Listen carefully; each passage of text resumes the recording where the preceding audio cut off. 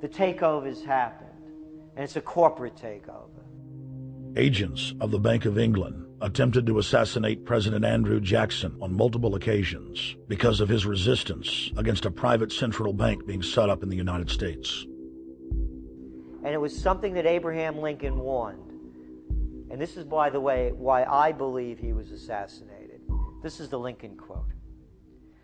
"The money powers prey upon the nation in times of peace and conspire against it in times of adversity. It is more despotic than monarchy, more insolent than autocracy, more selfish than bureaucracy. I see in the near future a crisis approaching that unnerves me and causes me to tremble for the safety of my country. Corporations have been enthroned.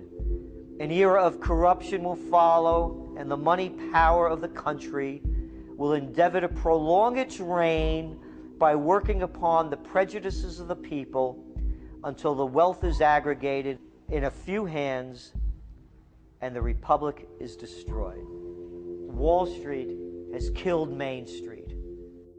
So I know how unpopular it is to be seen as helping banks right now, especially when everyone is suffering in part from their bad decisions. I promise you, I get it. Up until about the Kennedy assassination and the beginning of the war in Vietnam, the United States is a very powerful engine for world progress. It's the assassinations, the Kennedy assassination, and the others in the 1960s, the beginning of the Vietnam War, and the beginning of the absolute domination of the Wall Street Group over every other interest. Nobody else counts except the Wall Street money masters. That has now made the United States into no longer a force for progress, but something very different, often a force for destruction in the world. The military-industrial complex has taken over the country along with the Wall Street gang.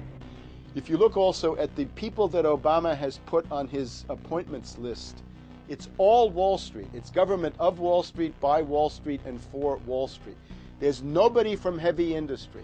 There's nobody from the auto sector, nobody from Silicon Valley, nobody from big oil, nobody from defense, no labor, no women, no retirees, no small business, nothing. It's pure Wall Street. The only people who have a voice in Obama's councils are Wall Street finance oligarchs. That's all there is. Nobody else counts for anything under Obama. It's the most extreme Wall Street administration we've ever had.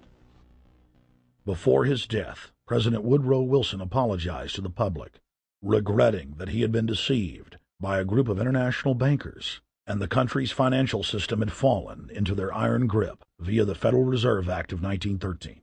Whether sought or unsought by the military-industrial complex, the potential for the disastrous rise of misplaced power exists and will persist. Dwight D. Eisenhower, he warned the people that the military-industrial complex was taking over the country. Only 3 years after leaving office, President Eisenhower's prophetic warning concerning the threat posed to our system of government by the military-industrial complex came to pass.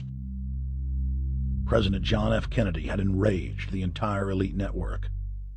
Now, Kennedy was brought in as somebody who was expected to be a puppet. It was thought that his pro-Nazi father, Joseph P. Kennedy, the bootlegger, the speculator, would guarantee that Kennedy would be obedient to the establishment.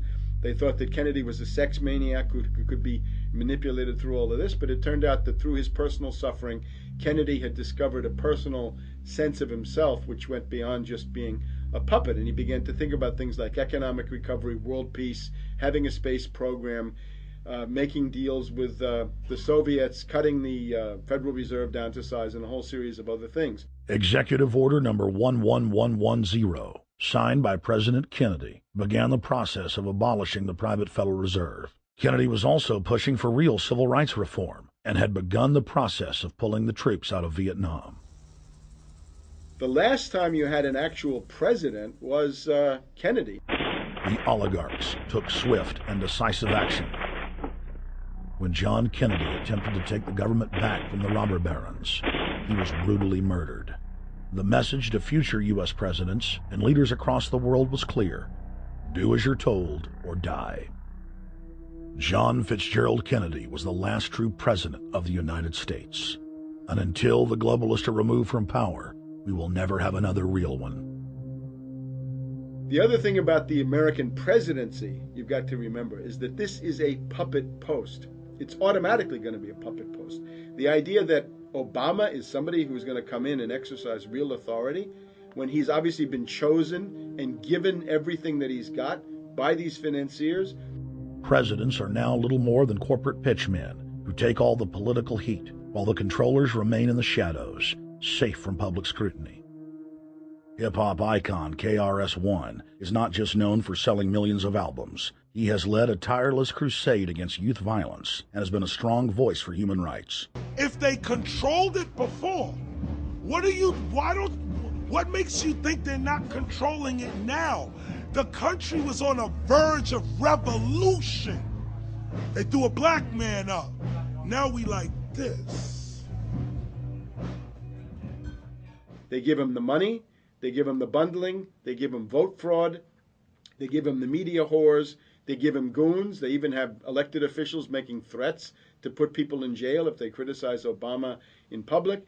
All of this is the mark of a puppet.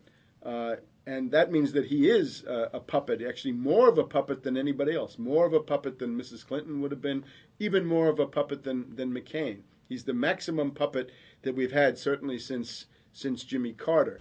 They put a black face on the New World Order, and now we all happy.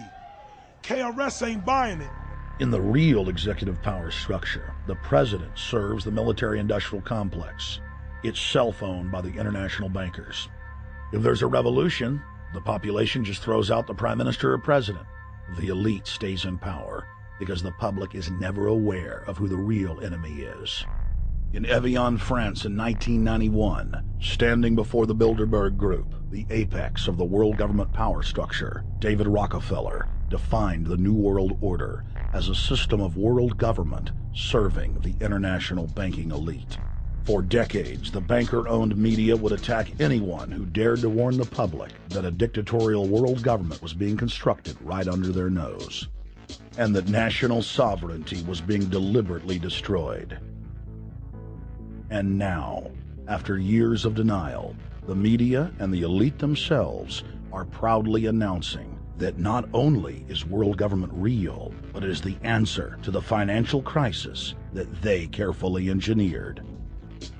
Suddenly, the Wall Street Journal tells us that the North American Union is here, and that getting rid of the dollar for a common currency with Canada and Mexico is good.